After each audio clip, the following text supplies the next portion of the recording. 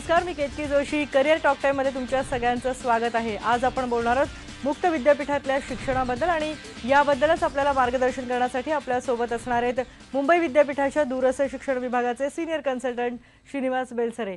खूप खूप स्वागत आहे सर. आम्हाला खूप साऱ्या शंका आहेत आणि मुक्त विद्यापीठातलं शिक्षण घेणं सोपं कसं करायचं हे तुमच्याकडनं जाणून घ्यायचंय. तुम्हाला देखील या विषयावर काही प्रश्न विचारायचे असेल तर आमचा फोन नंबर लिहून घ्या. आमचा फोन नंबर आहे 022-668-99263.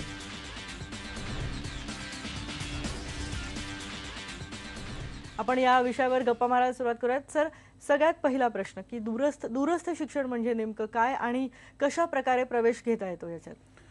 जसा समाज औद्योगिकीकृत झाला आणि अर्बनाइज झाला तसतसं शिकण्याच्या गरजा वाढल्या आणि शिकण्याच्या बऱ्याचशा गैरसोयी निर्माण झाल्या. म्हणजे आता सर्व्हिस करणारे लोक आहेत किंवा सतत नॉलेज अपडेट होत आहे, ते मला मिळवायचं आहे, तर मला त्याकरता एक विशिष्ट वेळ अख्खा दिवस हे देणं शक्य नाहीये. ह्या नव्या समाजाच्या गरजा निर्माण झाल्यात, एक भाग. आणि दुसरा असा म्हणजे कॉलेजमध्ये मी प्रवेश घेऊन पूर्ण वर्ष मी एखाद्या कोर्स करता देणं हे मला शक्य नाही आहे. ही नव्या समाजाची गरज आहे.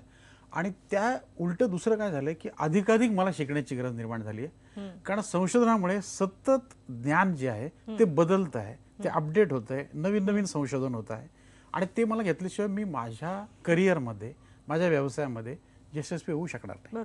त्यामुळे अधिक शिकण्याची गरज, सतत शिकण्याची गरज आणि शिक्षणाच्या पारंपरिक व्यवस्थेत ती पुरी न होण्याची अवस्था, याच्यातनं जी एक तंत्रज्ञानावरती आधारलेली अशी नवी व्यवस्था तयार झाली की जिच्यामध्ये विद्यार्थी केंद्रीय असा अप्रोच आहे. म्हणजे विद्यार्थ्याच्या सोयीने, त्याच्या वेळेला, त्याच्या वेगाने त्याला शिकता यावं, बरोबर, अशी जी व्यवस्था केलेली आहे ती म्हणजे दूरशिक्षण. अगदी. याच्यात काय काय पर्याय आहेत ते आम्हाला जाणून घ्यायचे, पण आपल्याला फोन येत आहेत. नाशिकहून रवींद्र कुडाळकर आहेत. रवींद्रजी, प्रश्न विचारा. श्रीनिवास बेलसरे सर, सर्वप्रथम आपल्याला नमस्कार. मुक्त विद्यापीठाने ज्ञानगंगा घरोघरी हे ब्रीद आपलं खरंच सार्थक ठरवलेलं आहे. आणि माझा प्रश्न आपल्याला असा आहे सर की आपण एक स्वतः एक सतत प्रेरणादायी आणि प्रभावी शिक्षण तज्ञ आहात आणि माझे मित्रही आहात. मी आपल्या चाहता पासून आहे. मला आपल्याला असा प्रश्न विचारायचा की मुक्त विद्यापीठामध्ये संवेदनशीलतेने शिकणं आणि शिकवणं, संवेदनशीलता हे मूल्य किती आणि कशा पद्धतीने उपयुक्त करतो शिकवताना आणि शिकताना विद्यार्थ्यांना? आणि दुसरं असं की अनौपचारिक शिक्षण पद्धतीचा उपयोग आपण मुक्त विद्यापीठात करता का, तो कसा प्रभावित करू शकेल? धन्यवाद. सर, आपण यांच्या प्रश्नांची पण उत्तर घेऊयात, पण आणखी एक फोन आलेला आहे हिंगोलीहून, तोही घेऊयात. विष्णू वसू आहेत हिंगोलीहून. विष्णू, प्रश्न विचारा. हॅलो. हा, बोला. म्हणजे कसं नेमकं त्याच्यामध्ये, हॅलो. हा, तुमचा आवाज येतो. तुमच्या टीव्हीचा आवाज कमी करा आणि मग प्रश्न विचारा. हॅलो. विष्णूजी, तुमचा आवाज ऐकू येतोय? नाही, आवाज मला येत नाही आपला.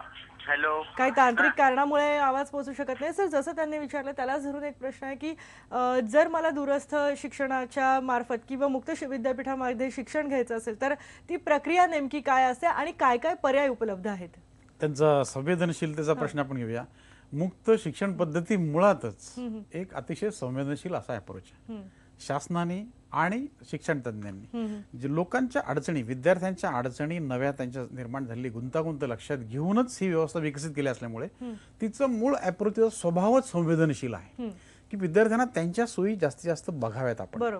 पण त्यांनी 4 तास 6 तास आमच्या अमुक एका क्लासरूम मध्ये आलंच पाहिजे आणि त्यातली जी बेंचेस आहेत, 80 बेंचेस 90 बेंचेस, त्यावरती जेवढे बसतील त्याच्या पलीकडच्यांना अधिक फी द्यावी लागेल, डोनेशन लागतील, हे सगळं वजा करून सर्वांना शिक्षण उपलब्ध व्हावं हाच उद्देश असल्यामुळे संवेदनशीलता ही त्यामध्ये अभिप्रेत आहे, ती अंगीभूत आहे. आणि तिचा उपयोग खचितच चांगला होतो. म्हणजे पारंपरिक शिक्षण व्यवस्था असो, क्लासरूम मध्ये शिकवताना असो किंवा दूर शिक्षण पद्धतीमध्ये तंत्रज्ञानाच्या मार्फत शिकवताना असो, जेव्हा आपण संवेदनशील असतो, शेवटी तो संवाद आहे. बरोबर. एकाकडनं ज्ञान दुसऱ्याकडे ट्रान्सफर करणं. बरोबर. सर, म्हणूनच मला विचारायचं की काय काय पर्याय आहेत, म्हणजे मला कुठल्या प्रक्रियेमार्फत प्रवेश घेता येतो की मुंबई विद्यापीठाचा आहे तसं आणखी कोणकोणते पर्याय माझ्या पुढे उपलब्ध आहेत? सहसा डिप्लोमा कोर्सेस जे आहेत की जे सहसा आपल्याला जॉब मिळवण्याकरता उपयुक्त असतात, ते 10वी नंतर किंवा 12वी नंतर आपल्याला पूर्ण करता येतात. नंतर ज्यांना डिग्री मिळवायची एखाद्या विषयावरती 3 वर्ष त्याची तयारी आहे, त्यांच्याकरता 12वी उत्तीर्ण झाल्यानंतरच्या पदवीचे अभ्यासक्रम सर्व मुक्त विद्यापीठांमध्ये आहे. बर म्हणजे इंदिरा गांधी राष्ट्रीय मुक्त विद्यापीठ देशभर काम करतं. हा त्यांची 10,000पेक्षा अधिक त्यांची अभ्यास केंद्र आहेत बर आणि 30 लाखापेक्षा जास्त त्यांचे विद्यार्थी आहेत. अरे बापरे. त्यामुळे त्यामध्ये जवळजवळ सगळ्या अभ्यासक्रमांची व्यवस्था आहे. आता एक अडचण अशी येते मुक्त शिक्षण पद्धतीमध्ये की रोज तो विद्यार्थी क्लासरूममध्ये कॉलेजमध्ये येणार नसल्यामुळे आणि त्याच्या सोयीच्या वेळेला आपल्याला सगळ्या सेवा द्यायची असल्यामुळे तो फक्त रविवारी येणार आहे. मग सायन्सचे जे अभ्यासक्रम ज्यामध्ये प्रॅक्टिकलला जास्त भर असतो तर ते चालवता येत नाहीत. अच्छा. परंतु त्यावरती देखील मुक्त शिक्षण पद्धतीने उपाय असा काढलेला आहे किंवा IT मधले अभ्यासक्रम, कॉम्प्युटर मधले वेगवेगळे अभ्यासक्रम की ज्याच्यामध्ये प्रॅक्टिकलला गरज आहे त्या आम्ही काही खाजगी संस्थांना ती अभ्यास केंद्र दिलेली आहेत बर आणि तिथे त्यांना शिकता येतं. अगदी म्हणजे पदवी, पदविका, पदव्युत्तर, PhD अशा सर्व प्रकारच्या अभ्यासक्रमांना आणि जवळजवळ सर्व विषयाच्या अभ्यासक्रमांना नक्की. मुक्त शिक्षणातून शिकता येतं. त्याच्या बाबतीत कोणतेही किल्मिश मनात ठेवण्याची गरज नाही. अगदी. असं आपल्याला भरपूर फोन येत आहेत. बार्शीहून प्रदीप मुळे आहेत. प्रदीप, प्रश्न विचारा. सर नमस्कार. नमस्कार, बोला. PhD साठी जी एंट्रन्स एक्झाम असते, बरोबर, एक पेपर 50 मार्काचा आणि दुसरा 150 मार्काचा असतो, तर तो कशाचा, ती एक्झाम कशी असते किंवा त्याचा सिलेबस काय असतो ही आयडिया काय नाही, तर तुम्ही याबद्दल काय मार्गदर्शन करणार का? सिलेबस करता आपल्याला वेबसाईटला आणि हा भेट द्यावी थोडासा लागेल. मुक्त विद्यापीठाच्या बाहेरचा बाहेरचा प्रश्न. प्रश्न. आपण पुढचा प्रश्न घेऊयात. जामनेरहून चेतन चव्हाण आहेत. चेतन, प्रश्न विचारा. चेतन, तुमच्या टीव्हीचा आवाज प्लीज कमी करा आणि मग प्रश्न विचारा. हॅलो. पुढचा फोन आहे लातूरहून प्रवीण हंदराळे यांचा. प्रवीण, प्रश्न विचारा. हॅलो. हा, बोला. हा, मी लातूरहून प्रवीण हंदराळे बोलतोय. हा, बोला. बोला फ्रेंड. प्रवीण, प्लीज टीव्हीचा आवाज कमी करा आणि सलग प्रश्न विचारा. हा, मी लातूरवरून प्रवीण हंदराळे बोलतोय. हा, बोला. तर मला डिस्टन्स एज्युकेशन म्हणजे काय ते पाहिजे होतं. ते म्हणजे काय ते सांगा. सर, मगाशी तुम्ही आपण मगाशी सांगितलंच आहे बोलल्याप्रमाणे अगदी. ज्यामध्ये तुम्हाला रोज महाविद्यालयात जावं लागत नाही, हं. म्हणजे तुम्हाला दुसरी काहीतरी नोकरी करायची, व्यवसाय करायचा आणि त्यामुळे तुम्हाला जाणं शक्य नाही, त्यावेळेला तुमच्या करता केवळ सुट्टीच्या दिवशी शिकण्याची जी एक व्यवस्था केलेली आहे ती म्हणजे दूरशिक्षण असं आपण तात्पुरतं म्हणूया. बरोबर. पण त्या पलीकडेही काही आहे. त्या पलीकडे विशेषतः इंटरनेटचा, तंत्रज्ञानाचा जो वापर आहे तो अधिक केल्यामुळे आपल्याला आपल्या सोयीच्या वेळेला शिकणं शक्य होतं. अगदी. पुढचा फोन आहे बीडहून गणेश कचरे यांचा. गणेश, प्रश्न विचारा. हॅलो मॅडम, जे काय मुक्त विद्यापीठातून BJ कोर्स करता येईल का, ते मुक्त विद्यापीठातच करावं लागेल का इकडे आपल्या कॉलेजला करायला जमा? आपल्याला मुक्त विद्यापीठाच्या मार्फत म्हणजे यशवंतराव चव्हाण मुक्त विद्यापीठ आणि इंदिरा गांधी राष्ट्रीय मुक्त विद्यापीठ यांच्या मार्फत निश्चितच जर्नलिझमचे कोर्सेस करता येतील. त्याकरता आपल्याला रोज महाविद्यालयात जायची गरज नाही. फक्त रविवारी किंवा त्या स्टडी सेंटरनी ठरवलेल्या वेळी म्हणजे जी विद्यार्थ्यांच्या सोयीची असते त्या दिवशी तुम्हाला जाऊन तो अभ्यासक्रम पूर्ण करता येईल. प्रॅक्टिकलसाठी त्या प्रॅक्टिकलसाठी सुद्धा प्रॅक्टिकल सुद्धा असतात, पण ती विद्यार्थ्यांच्या सोयीने असतात. आपल्याला खरं तर खूप काही जाणून घ्यायचं आणि भरपूर फोन सुद्धा येत आहेत. पण इथे एक टॉक टाइम मध्ये आपण ब्रेक घेऊयात. ब्रेक नंतर परत भेटूयात.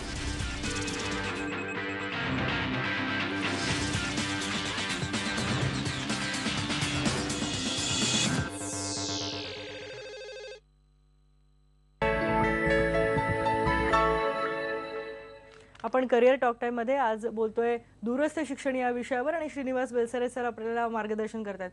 सर, महत्त्वाचा प्रश्न सगळ्यांच्या मनात येतो तो म्हणजे मान्यतेबद्दलचा. कारण अनेक वेळेला असं होतं की आम्ही मुक्त विद्यापीठात शिक्षण तर घेऊ किंवा त्यांच्या एखाद्या सेंटरमधून शिक्षण घेऊ, पण त्याला मान्यताच नसेल तर त्या डिग्रीचा काय उपयोग. तर काय सांगाल, काळजी काय घेतली पाहिजे? बरोबर. त्यांनी फक्त एकच केलं पाहिजे की UGCची एक वेबसाईट आहे, तर त्या वेबसाईटवरती जाऊन त्या विद्यापीठाला मान्यता आहे की नाही UGCची हे पाहिलं पाहिजे. पारंपरिक विद्यापीठांकरता म्हणजे पारंपरिक विद्यापीठामध्ये डिस्टन्स एक डिपार्टमेंट आहे त्यावेळेला. आणि जर मुक्त विद्यापीठ असेल किंवा मुक्त शिक्षण संस्था असेल तर तिला डिस्टन्स एज्युकेशन काउन्सिल म्हणजे DEC नावाची एक दिल्लीची संस्था आहे केंद्र शासनाची, तर त्यांची मान्यता आहे का नाही एवढं पाहिलं पाहिजे. हे पाहणं अत्यंत आवश्यक आहे. हे पाहिल्यानंतर आपल्याला काही चिंता करण्याची कारण म्हणजे मग त्या डिग्रीला अर्थ शासनाची मान्यता आहे. पुढचा फोन आपण घेऊयात. मुंबईहून ओमकार कुलकर्णी यांचा फोन आहे. ओमकार, प्रश्न विचारा. सर, माझा प्रश्न असा आहे की ओपन युनिव्हर्सिटी मधनं जे 12वीची एंट्रन्स परीक्षा देतात त्या विद्यार्थ्यांना पास झाल्यावर पुढे चांगले ऑप्शन्स आहेत का नोकरीसाठी किंवा पुढच्या अभ्यासासाठी? निश्चितच चांगले ऑप्शन्स आहेत, अतिशय हा चांगले एक ऑप्शन्स आहेत. गैरसमज खूप मोठ्या प्रमाणावर आहे सर. तो गैरसमज आहे. आणि या बाबतीत पुन्हा एक असं आहे वेगळं फीचर, म्हणजे यशवंतराव चव्हाण मुक्त विद्यापीठाचं एक वेगळं वैशिष्ट्य आहे की त्यामध्ये 12वी नसलेल्या विद्यार्थ्याला सुद्धा पूर्वतयारी नावाचा एक छोटा कोर्स करून 12वी न करता सुद्धा त्याला डिग्रीला प्रवेश मिळू शकतो आणि 3 वर्ष पूर्ण करून त्याला डिग्री करता येते. मुंबई विद्यापीठामध्ये मात्र 12वी उत्तीर्ण असेल तर तो हवं तर पारंपरिक पद्धतीने महाविद्यालयात जाऊन डेली शिकू शकतो किंवा तो डिस्टन्स एज्युकेशन मार्फत शिकू शकतो. डिस्टन्स म्हणजे आयडॉल नावाची जी संस्था आहे, institute of distance and open learning, तिच्या मार्फत शिकू शकतो. त्याला नोकरी करायची असेल तर त्याने आयडॉल मध्ये घ्यावं. अजून एक वैशिष्ट्य मुंबई विद्यापीठाचं असं चांगलं आहे, जसं यशवंतराव चव्हाणचं काय की संपूर्ण राज्यभर त्यांचे अभ्यास केंद्र आहेत आणि त्यांच्याकडे 12वी नसलेल्यांना सुद्धा प्रवेश मिळू शकतो मात्र एक कोर्स केल्यानंतर. मुंबई विद्यापीठाचं वैशिष्ट्य असं आहे की 12वी केल्यानंतर मी फर्स्ट इयर केलं आणि फर्स्ट इयरच्या शेवटी मला नोकरी लागली तर मला सेकंड इयर करता येत नाही, मी अर्धवट सोडून देतो. हे होऊ नये म्हणून तो मुंबई विद्यापीठाच्याच आयडॉल या विभागातनं सेकंड इयर करू शकतो आणि जर त्याला पुन्हा थर्ड इयरला वाटलं की मला आता कॉलेजला जाणं शक्य आहे तर तो पुन्हा तो परत जाऊ शकतो. म्हणजे त्याच्याकडे पारंपरिक मधनं डिस्टन्स मध्ये आणि डिस्टन्स मधनं पारंपरिक मध्ये जायला सोयीचे पर्याय सोयीचा असा पर्याय नक्कीच हे मुंबई विद्यापीठाचं वैशिष्ट्य. नक्कीच. आपण फोन घेऊयात पुढचा बदलापूरहून आहे प्रसाद जोशी यांचा. प्रसाद, प्रश्न विचारा. हा मॅडम, म्हणजे कायद्याच्या पदवीचा याच्यामध्ये सहभाग नाही तर त्याचं कारण काय? आणि दुसरं असं की 90च्या दशकामध्ये मराठी भाषेची पुस्तकं म्हणजे मराठी विषयात एखाद्या विद्यार्थ्याला परीक्षा द्यायची असेल तर त्याला ती पुस्तकं अवेलेबल नसायची आणि त्याला इंग्लिश मिडियमची पुस्तकं जबरदस्ती घ्यायला लागायची पूर्ण फी भरून. तर तशी परिस्थिती अजूनही आहे का? आज तशी परिस्थिती नाही आहे. आज वेगवेगळ्या भाषांमध्ये उपलब्ध आहे. यशवंतराव चव्हाण विद्यापीठाने खूपच आघाडी घेतलेली आहे. त्यांनी मराठी, हिंदी, इंग्रजी आणि आपल्याला आश्चर्य आणि आनंद वाटेल की उर्दू मध्ये सुद्धा विविध अभ्यासक्रम सुरू केलेले आहेत. इंदिरा गांधी विद्यापीठ राष्ट्रीय असल्यामुळे सर्व भाषांमध्ये त्याचे अभ्यासक्रम आहेत आणि मुंबई विद्यापीठाचं अध्ययन साहित्य आपल्याला इंग्रजी आणि मराठी असं दोन्ही मध्ये मिळू शकतं बहुतेक कोर्सच्या बाबतीत. सर, आणि कायद्याच्या बद्दल जे विचार कायद्याच्या बाबतीत असं तर कायद्याचं असं आहे की ती त्या गोष्टीची मान्यता देणं हे बार काउन्सिल ऑफ इंडियाकडे आहे. आणि बार काउन्सिल ऑफ इंडिया जोपर्यंत मुक्त शिक्षण पद्धतीला मान्यता देत नाही, त्या पदव्यांना मान्यता देत नाही, तोपर्यंत मुक्त विद्यापीठ त्यात काही करू शकत नाही. बरोबर. मात्र मुक्त विद्यापीठाने अनेक प्रकारे त्यांना ही सगळी व्यवस्था समजून सांगण्याचा प्रयत्न चालवला आहे. आता शासकीय आणि पारंपरिक पद्धतीने विचार करणाऱ्या माणसांना विषय समजायला नेहमीच वेळ लागतो. बरोबर. तो समाजापेक्षा खूप जास्त लागतो. त्यात समाजाचं नुकसान होतं. ते सगळं अपरिहार्य. पुढचा फोन आपण घेऊयात. सोलापूरहून प्रतिविंध्य खटावकर यांचा फोन आहे. प्रश्न विचारा प्रतिविंध्य. हॅलो, नमस्कार. मी सोलापूरहून प्रतिविंध्य खटावकर बोलतोय. हा, बोला. मी सध्या एमकॉम करतोय आणि माझा प्रश्न आहे की मुक्त विद्यापीठात MBA केलं तर पुढे त्याला स्कोप असेल का? एमबीएच्या बाबतीत आपण मगाशी पण आपली चर्चा झाली कार्यक्रमात. एमबीएच्या बाबतीत असं झालेलं आहे की एक सगळ्या लोंढ्यावर जाण्याची जी वृत्ती आहे की आता डॉक्टर्स, इंजिनियर्स जसं गेलं मागे, आता IT मध्ये लोक जायला लागले. सगळे IT मध्ये जाऊ शकतीलच असं नाहीये. म्हणजे करिअरचा काय आपण निवडत असताना काय प्रमुख काय करायला पाहिजे की माझी क्षमता काय, माझ्यामध्ये काय देवाने जास्त दिलेलं आहे, त्याच्यात मी जास्त लवकर पुढे जाऊ शकतो. सगळे MBA करतात म्हणून जर मी MBA केलं आणि माझ्यामध्ये व्यवस्थापनाची खास जी वैशिष्ट्ये आवश्यक आहेत, जी कौशल्य आवश्यक आहेत, ती जर नसतील तर मी MBA मध्ये कितीही चांगले गुण मिळवून फायदा नाही. आणि जर माझ्यामध्ये ती कौशल्य असतील, स्कोप मिळू शकतो पण करिअर होऊ शकेल असं नाही. निश्चितच. नक्कीच. ते मात्र आपण अभ्यास कसा करतो आणि आपल्या व्यक्तिमत्वात काही बदल करतो का? म्हणजे मी MBA ला पहिलं आलेलो आहे पण माझं व्यक्तिगत जीवन हे अजिबात व्यवस्थापन विरहित आहे, काहीच उपयोग होणार नाही. मला माणसांशी बोलता येत नाही, माणसांच्या मनावरती प्रभाव टाकता येत नाही, मी संवादामध्ये कमी आहे, तर मी MBA ला पाहिल्याने उपयोग नाहीये. त्यामुळे कोणताही कोर्स निवडताना माझ्यात ते आहे का नाही हे मी पाहिलं पाहिजे. नसेल तर मी ते विकसित करू शकतो का याचा मी अंदाज घेतला पाहिजे. नक्कीच नक्कीच सर. आणि खरं तर याच विषयावर खूप बोलण्यासारखं आहे पण पुन्हा एक आपल्याला ब्रेक घ्यावा लागतोय. ब्रेक नंतर परत भेटूया.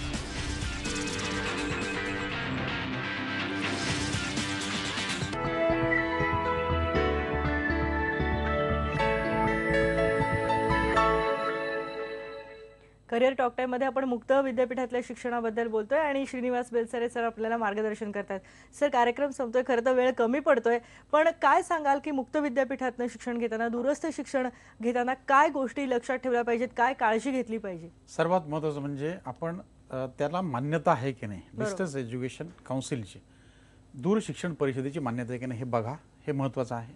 दुसरी गोष्ट, तो कोर्स मला आवडतो का नाही, त्यातलं काम केल्यानंतर आज लोकप्रिय तो आहे की नाही, त्याला किती ग्लॅमर आहे याचा विचार अजिबात करू नका. तुम्हाला स्वतःला तो आवडतोय की नाही तो व्यवसाय आणि त्यात मी एन्जॉय करू शकणार आहे की नाही हा महत्त्वाचा घटक निवडा. आणि तसं केलं तर तुम्ही कोणत्याही व्यवसायात यशस्वी होऊ शकता. त्यांच्या ऍडमिशनच्या टायमिंग्स बघा, इंदिरा गांधी मुक्त विद्यापीठाचे ऍडमिशन वर्षभर चालू असतात, परंतु बहुतेक विद्यापीठांच्या जून जुलैच्या दरम्यान ऍडमिशन्स असतात. त्यावेळेला त्यांच्या वेबसाईटना भेटी द्या आणि आपल्याला आवडणाऱ्या आणि न आवडणाऱ्या सगळ्या कोर्सेसची पूर्ण माहिती आधी वाचा. त्यानंतर गरज पडल्यास फोन करा त्यांना. ते फोन नंबर सगळे दिले असतात, कॉन्टॅक्टस असं किंवा लेटेस्ट स्टॉक अशा टाईपचं त्यांनी एक लिंक दिलेली असते आणि त्यामध्ये आपण त्यांचे संपर्क साधून ती निरसन करून घ्या आणि ऍडमिशन घ्या. कोणतीही शंका मनात न आणता अभ्यासाला लागा. तुम्हाला सगळ्या करिअर्स तुमच्याकरता वाट पाहतात ते. आणि कोणतीही करिअर खूप महत्वाची आणि कोणतीही कमी महत्वाची असं नाही आहे.